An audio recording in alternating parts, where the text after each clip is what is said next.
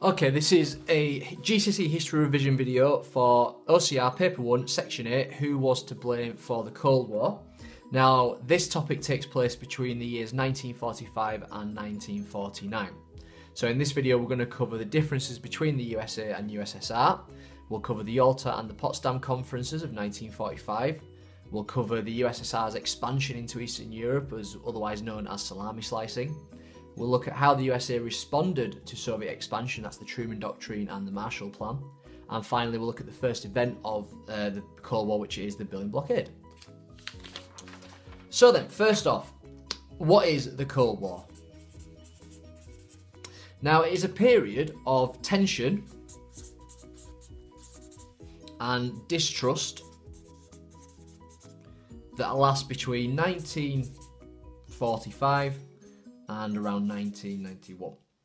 Okay, and it's between two main countries, and those are the USA and the USSR.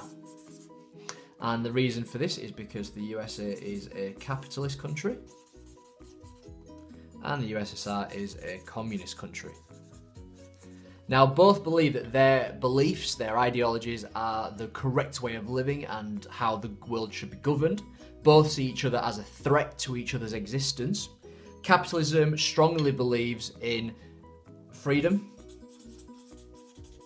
whereas communism strongly believes in kind of taking away your freedom and put the need of the state in front of individual and personal freedom. They are often a dictatorship to ensure that everybody is controlled and everybody, if you like, is equal. So, let's start then by looking at the two conferences that take place in 1945 to decide how the Second World War is ultimately going to end. So the first conference takes place at Yalta in Feb 1945. Now, the three men who take part in this meeting are Roosevelt for the USA, we have Churchill for Britain, and we have Stalin, who is the leader of the USSR, the Soviet Union. Now, at this conference, all three of them ultimately have different aims. Roosevelt wants the USSR to declare war on Japan. Churchill wants the Poles to have free elections. Now, he's worried because at the start of World War II, Britain had gone to war to ensure that Poland was free, and it was a free country, it was a democracy. It had been invaded in September 1939 by the Germans, and that's the whole reason we'd gone to war. So at the end of the war, Churchill very much so wants Poland to be free and have its own elections. And he's worried because Stalin and his Red Army currently occupies Poland. They've pushed the Germans back through Poland into Germany, but now his army is very much in control of that country and he's worried that they might stay. Now, Stalin, for protection, he says, wants some degree of influence in Eastern Europe.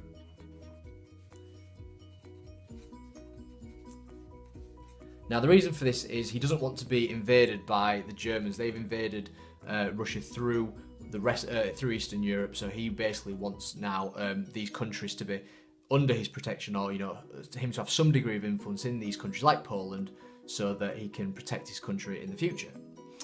So Yalta is seen out of the two conferences we're going to look at as the most successful because mainly we have these objectives from Roosevelt and Britain. They need Stalin to be kept on side. They cannot do anything to really push him or annoy him because they really need him to declare war on Japan and promise to give Poland free elections. Now, this is all because we know at this point that Germany is going to be defeated. Now, they're not defeated yet, but they will be. We know this, that the war is coming to an end in Europe. The Japanese are then the only enemy left to defeat. So, effectively, what happens is they meet the big three and they agree on a lot of things. Mainly, though, the discussions go in Stalin's favour. he is the person who comes out of this conference with the most, if you like. So what is agreed? Number one, that very simply, Nazi party to be banned. Okay, they're going to ban the Nazi party. And all the Nazi leadership, anybody who's left at the end of the war, is going to be put on trial. So we're going to have war crimes. And then, what also is agreed is that Germany, to help govern it after the war, is to be split into 4 zones. And the same is to happen to the capital city, Berlin. Russia is actually, the Soviet Union is to have the largest part of Berlin. Also, Poland is to have free elections. And the USSR is going to supervise them. So the USSR promises to set them up. Stalin is allowed a degree of influence in Eastern Europe. So he's allowed to keep his armies in Eastern Europe for the time being. And what he promises in return is to declare war on Japan.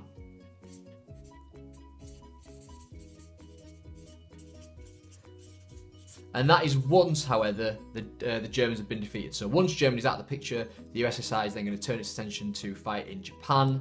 And there you go. That's what effectively was agreed upon at the Yalta Conference.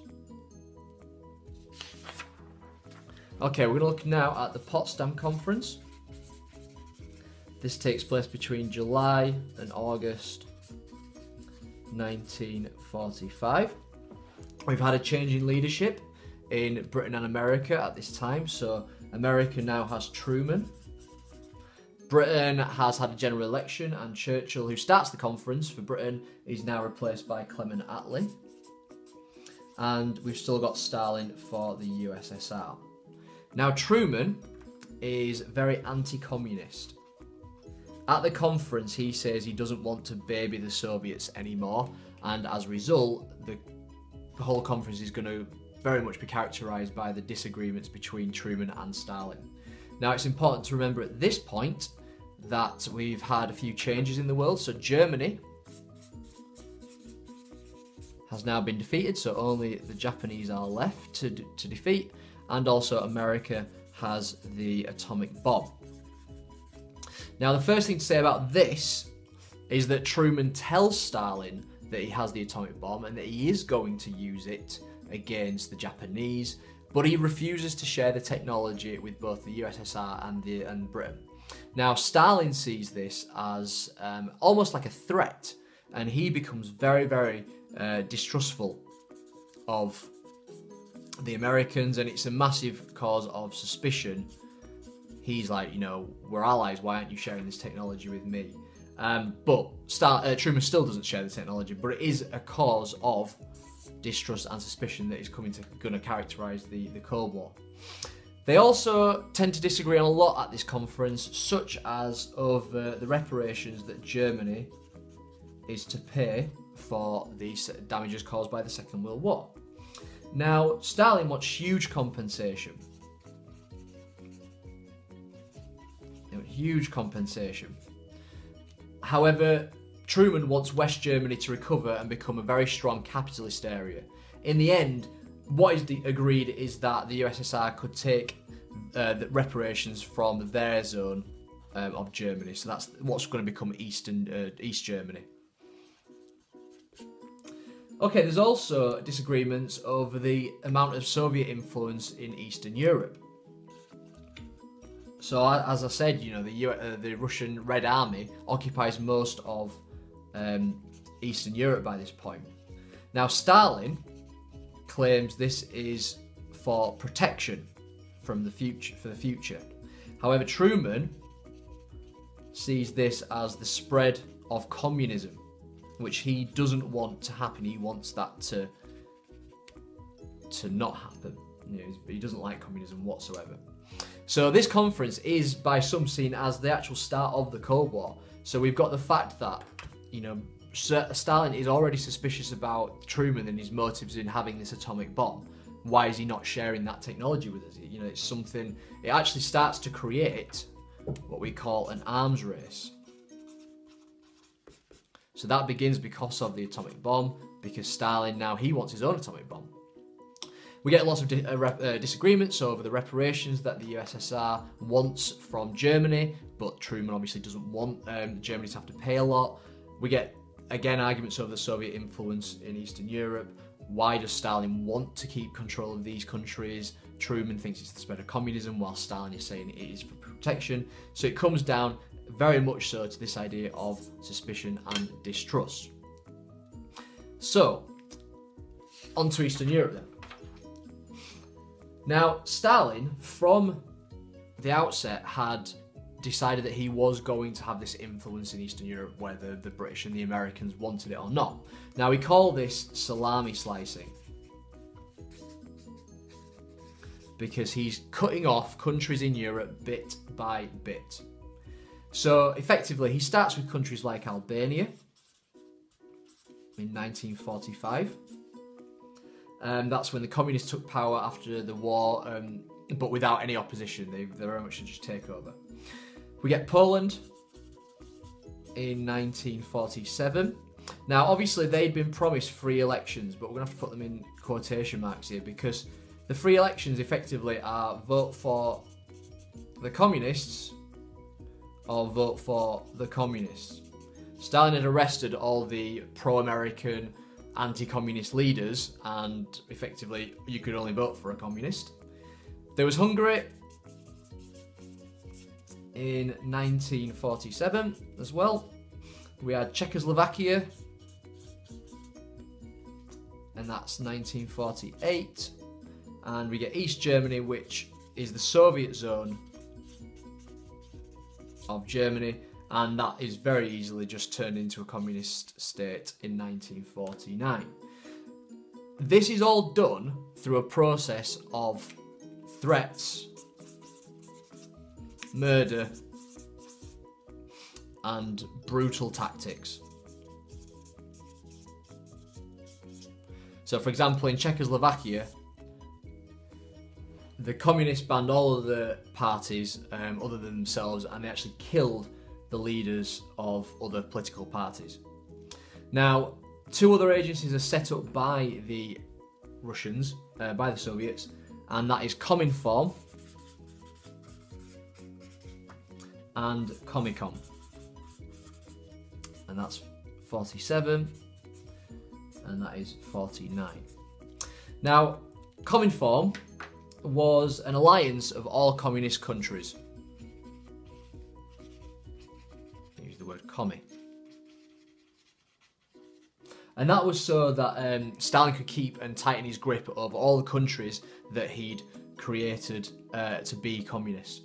Comecon was basically a trade alliance, and that was to ensure that effectively it coordinated the production of trade in Eastern Europe, but it favoured, obviously, the USSR. Okay, so that is salami slicing. So now what we're going to look at is how the UK and the USA respond. So there had been a civil war in Greece from 1946. It's going to last until 1949. Now, in that war, it was the Greek royal family, supported by Britain, the UK, versus communism. So the communists were again trying to take over a country in Eastern Europe. Now, obviously, Britain has been through World War II. We haven't got a lot of money to spare on fighting effectively what some see as someone else's war. So the British have decided they're going to pull their army out. Now, America, Truman especially, is worried by this because he sees it as another country falling to communism. So in 1947, he says it is the USA's duty to interfere in Europe. And he promises that he's going to send money, aid and so on to any country that is under threat of communism. So he gives money to the UK, to Britain, to keep their forces in Greece and keep them fighting the communists, and in the end they defeat communism in Greece and it never turns to become a communist country. Now this is the start of what we call the Truman Doctrine.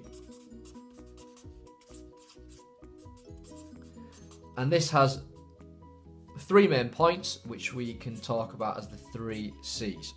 So first, containment.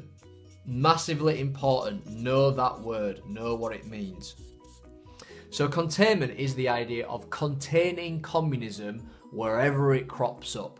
So as you'll see later on with Berlin, when communism tries to spread itself into Western Berlin and take over the city, the USA tried to contain it.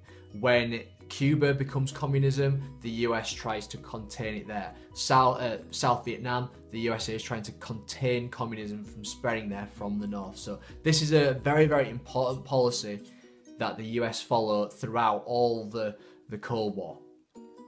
We also get this idea of cooperation. So the USA is going to cooperate with any country that is under threat of communism, and they're going to provide military and economic support to try and help them defeat communism. And the final one is coexistence. Now, the Americans know they can't afford another war. They can't go back to war with the USSR. It's World War III. There are atomic bombs now in play, so it's very much a war that the USA do not want to get into. So as a result, they will simply coexist with countries that are currently communism, and the idea of they will contain any more countries from becoming communist. So the Truman Doctrine, very, very important US policy. Like I say, it's these 3 things: containment, cooperation with countries under threat of communism, and coexistence with countries that are currently communist.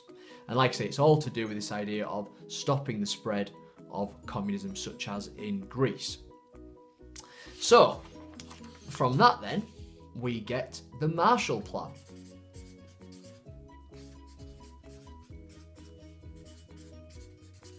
Which begins in around 1947.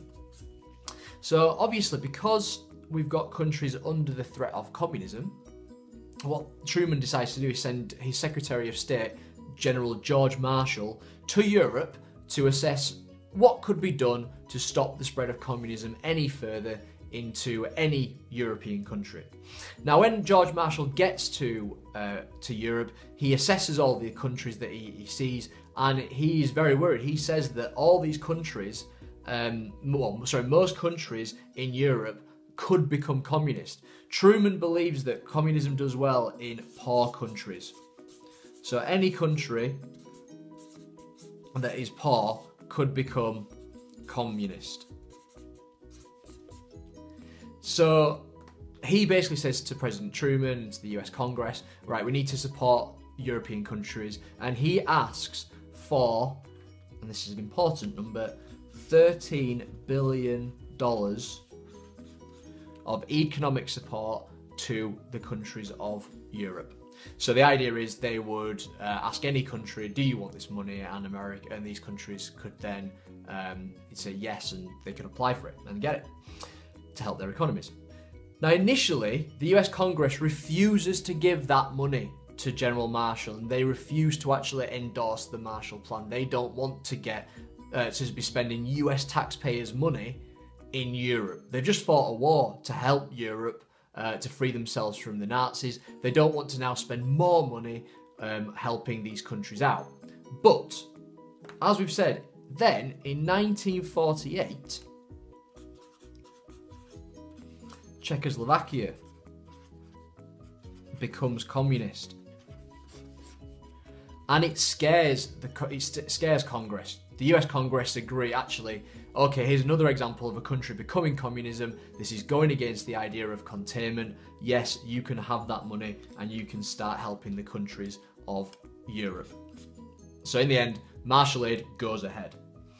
Now there's 3 main motives behind Marshall Aid. So number 1, and this is more of a secret aim, and that was to carry out the policy of containment. stop the spread of communism. The second was a nicer idea, and it was simply to help economies of Europe recover.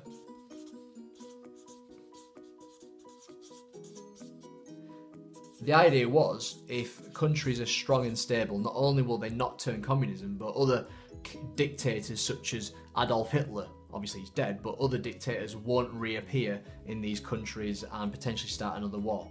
And the final one was, if you applied for the money from Marshall Aid, you then had to kind of provide a guaranteed area for American companies to sell their goods.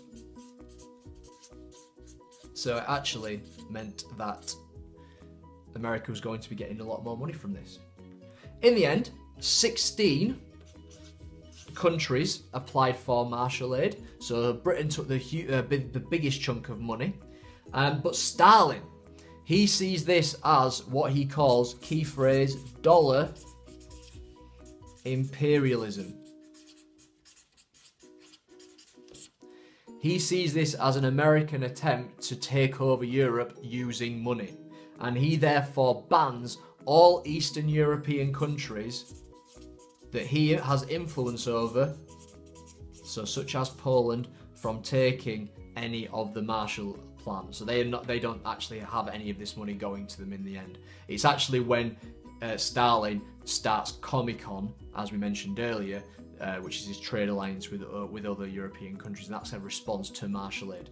But the idea behind Marshall Aid is very simply, it's this idea of containment, helping the economies of Europe to recover, so we don't get another dictator like Hitler cropping up, and also it's a guaranteed place to sell American goods. So now we've looked at the Yalta and Potsdam conferences. We've looked at the US response to USSR's Salami Slicing. And now that brings us then to the first event of the Cold War, which is the Berlin Blockade. So it's the first key event of the Cold War. So this takes place between 1948 and 1949. Now at Potsdam, Germany had been split up into 4 zones, and here's an absolutely epic drawing of Germany. You can all laugh at that later. Now, if you like, this area here, that's the USSR's. This huge chunk here was the USA's. This bit here was the UK's, and this bit was given to France. Now, Berlin itself is here. Okay, that is Berlin. And Berlin was also split up into 4 areas at the Potsdam Conference. So here's another really good drawing of Berlin.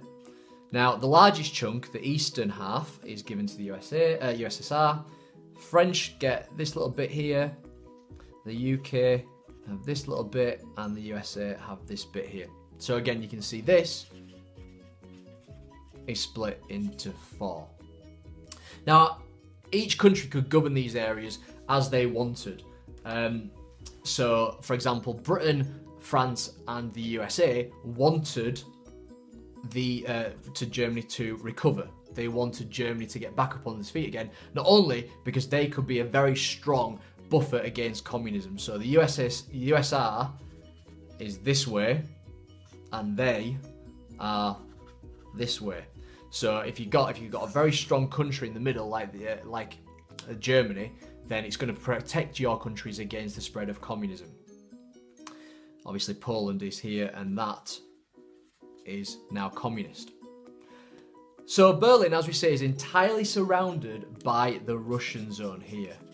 Okay, Stalin sees this area of the Western influence as a capitalist area in a sea of communism. So in 1948, Stalin effectively, he cuts off Berlin from the rest of Western Germany. Okay, cuts it off. He puts in place roadblocks and rail blocks, and that prevents any trade, any supplies from reaching the capital from the Americans and the British. Now, why does he do this? Okay, why does he want to actually blockade Berlin? So, first of all, his aims with the Berlin Blockade were as follows. He wanted to stop German recovery in the Western zones. Okay, so he wants Germany to be crippled. Now, Britain and France and the USA, they are helping their areas to recover. So, number one, we have Marshall Aid. Marshall Aid is flooding into the Western country zones, so these ones here, and these areas of Berlin. And it's helping the recovery. People in these areas are starting to thrive, businesses getting back up on their feet again. Very much so, these areas are starting to recover. And Stalin does not want that. He's very suspicious of why the USA and the UK want to recover a country that they've just been fighting for a number of years. And remember, Stalin is already suspicious of the ideas behind Marshall Aid and the aims of Marshall Aid. So, he knows he cannot force the Allies out of Western Germany. But as we've said, Berlin is within his zone, so he can force them out of that area if he puts in place a roadblock and rail blocks. The other aim is a new currency. The British and the Americans and the French, they're actually given a new currency to the Germans called the Deutschmark. And this was again helping their economy to recover. Not only that, but the UK and the USA create bizoni. They join their zones together to kind of do a joint effort to help Western Germany recover. And then they join with the French, and that becomes trizonia. Obviously excluding the Soviet zone. So we've basically got this idea of Marshall Aid helping bizonia and trizonia to recover, and that is when immediately Stalin begins these roadblocks, these rail blocks, and starts to search any cars, trains coming into the area to keep Berlin crippled. The idea is he wants to force the Allies to leave. So the idea is if it's too difficult to actually supply these areas, they'll just give up.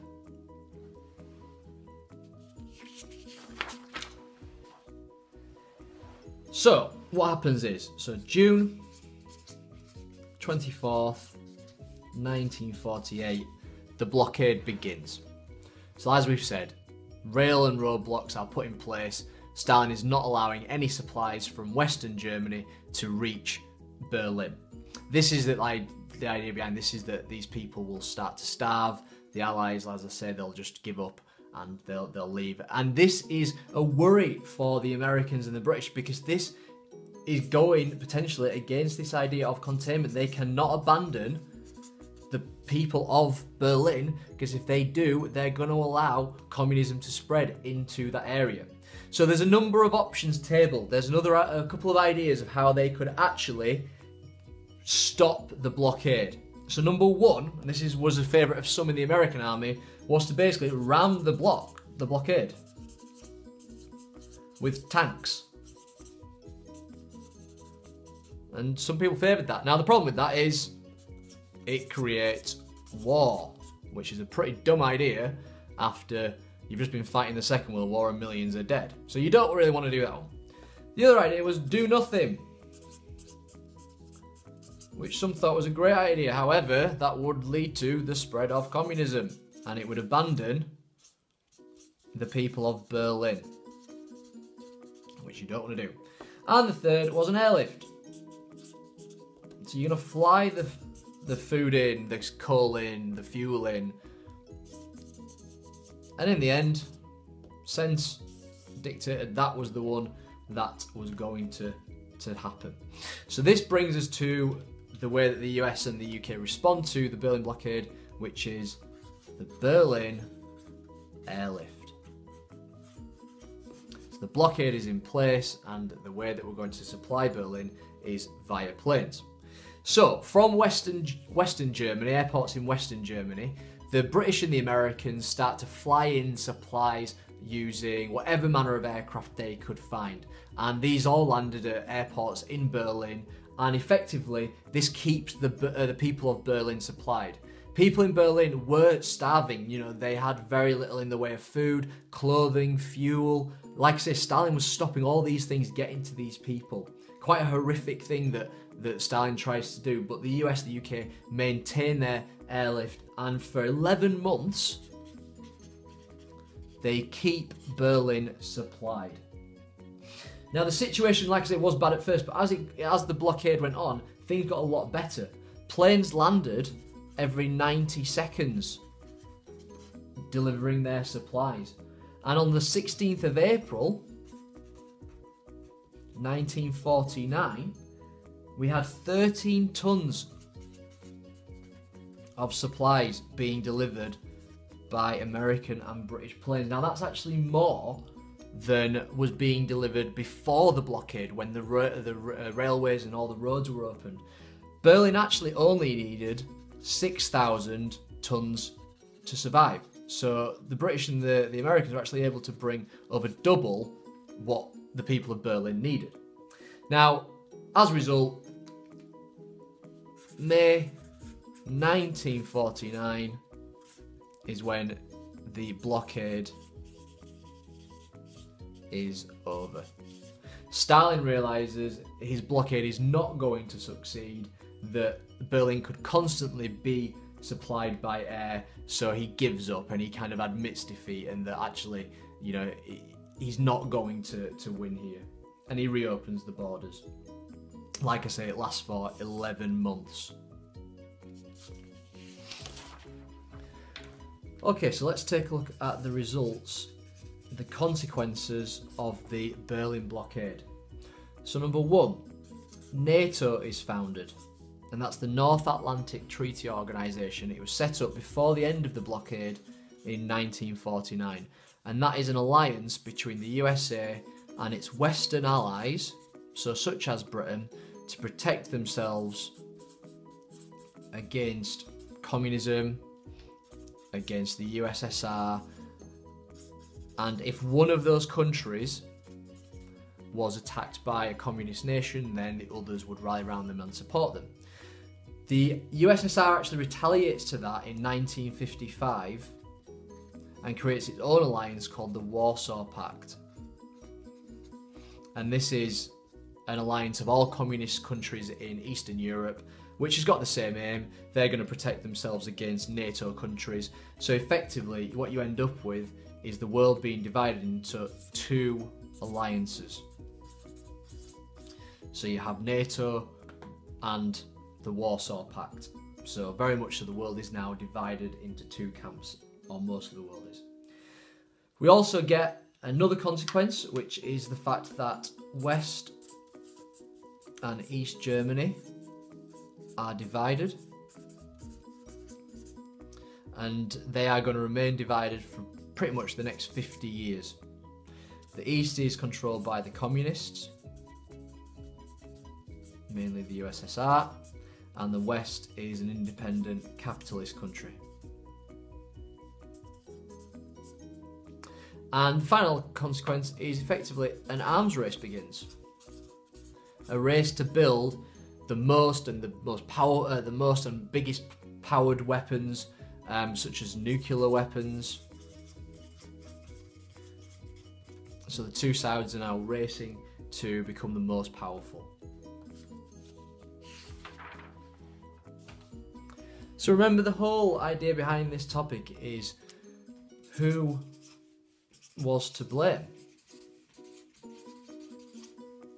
for the start of the Cold War. So obviously we're between two sides. We've got the USA and the Western countries, and then on the other side you can argue it is the USSR or the Eastern countries, communism. So in terms of why it could be classed as the USA's fault, so we could start with the idea that effectively they first refused to give the atomic bomb technology to Stalin.